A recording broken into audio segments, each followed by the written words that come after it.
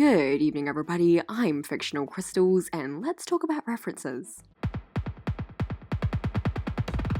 Voltron Legendary Defender is a reboot of a show from the 80s called Voltron Defender of the Universe. Going even further back before Defender of the Universe, there was Beast King GoLion, which is an anime from 1981. Voltron Defender of the Universe is a pieced together, censored, edited, and dubbed over version of Beast King GoLion, along with parts from another anime called Armoured Fleet Dairugger XV. But that's a different story. When the animes got brought to America, they had to make sure it was okay for children's television. They took out anything they knew that wouldn't be allowed.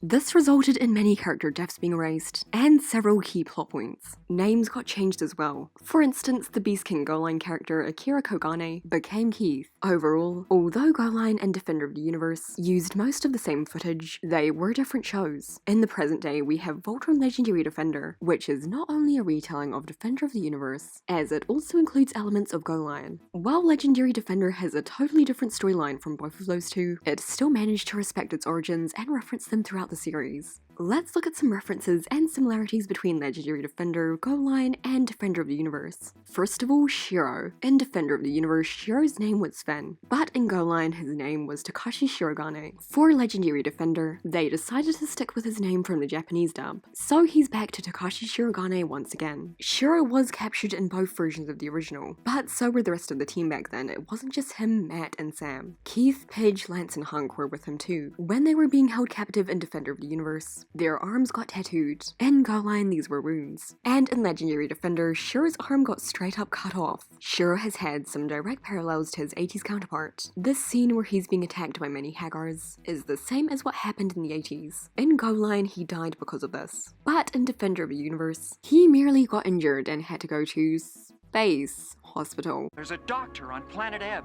Get me there fast! I'll be fine. Just get me to space hospital.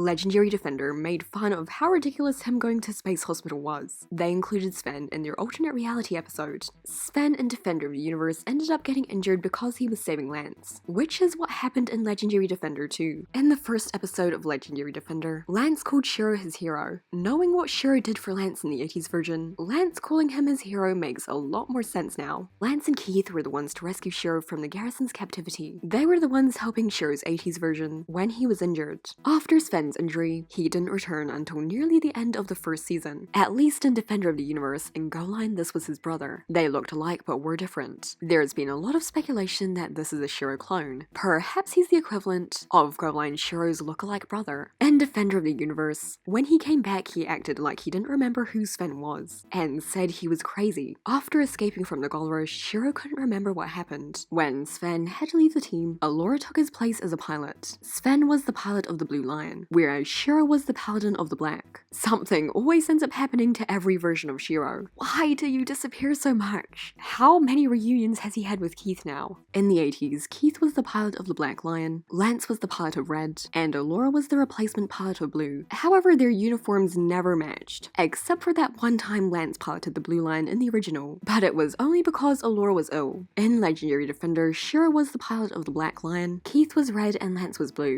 This all ended up changing in season 3. They returned back to how it was in the original. At least there was an explanation for why they didn't color coordinate this time. The signature catchphrase of Defender of the Universe was, "I'll form the head." Keith had all this banter while they formed Voltron. His speech just wouldn't fit into the new version, at least not while they're transforming, but it was said in other parts of the show. Activate interlock! Dinotherms connected! Activate interlock.